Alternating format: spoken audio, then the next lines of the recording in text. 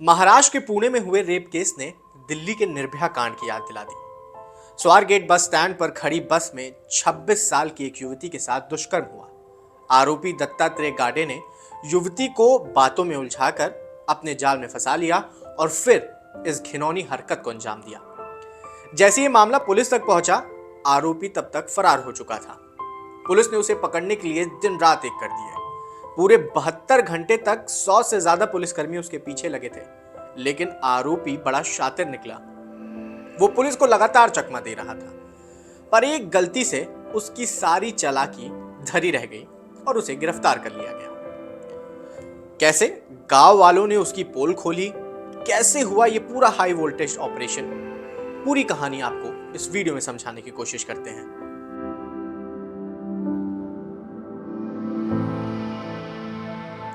Police को खबर मिली कि आरोपी अपने गांव गुनट में छिपा हुआ था। पुलिस अधिकारियों और 100 से ज्यादा जवानों को गांव भेजा गया। गांव को चारों तरफ से घेर लिया गया।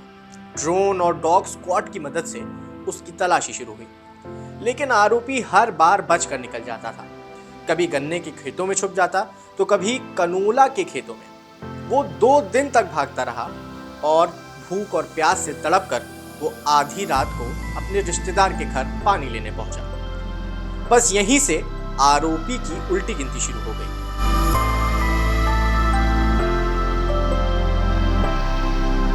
जब आरोपी अपने रिश्तेदार महेश बहिरन के घर पानी लेने पहुंचा तो उसने वहां कबूल लिया कि उससे गलती हो गई। उसने कहा, अब और सहन नहीं कर सकता, मैं पुलिस के सामने आत्मसमर्पण करना चाहता हूं। लेकिन पानी लेने के बाद वो फिर से भाग गया और गन्ने के खेतों में जाकर छिप गया।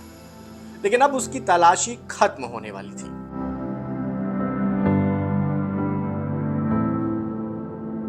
गांव का एक युवक गणेश अपने दोस्तों के साथ बाहर निकला हुआ था।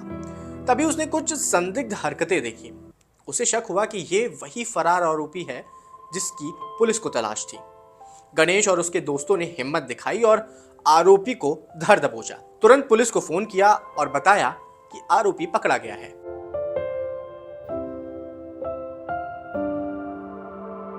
फिर क्या, पुलिस की टीम फौरन मौके पर पहुंची और आरोपी को पकड़ लिया।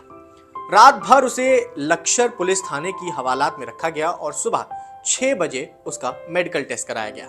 पुणे रेप का पूरा मामला क्या था, अब आप ये समझ लीजिए। पूरी घटना मंगलवार सुबह 5:30 बजे हुई थी।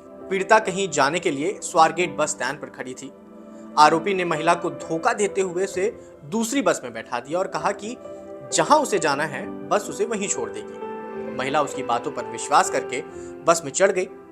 तभी आरोपी भी बस के अंदर चढ़ गए और उसके साथ दुष्कर्म किया। पीड़िता किसी तरह दूसरी बस पकड़कर अपने घर पहुंची, जहां उसने अपनी दोस्त को घटना के बारे में बताया और फिर पुलिस में शिकायत दर्ज कराई। घटना के बाद आरोपी सीधे अपने गांव चला गया था। वहां पूरे 10-12 घंटे तक आराम से रहा। यहां तक कि गांव में चल रहे कीर्तन में भी आरोपी शामिल हुआ। लेकिन जैसे ही उसने अपनी तस्वीर टीवी पर देखी, वो डर कर भाग गया। फिलहाल पुलिस ने आरोपी को गिरफ्तार कर लिया है और अब उस पर सख्त कार्रवाई होगी।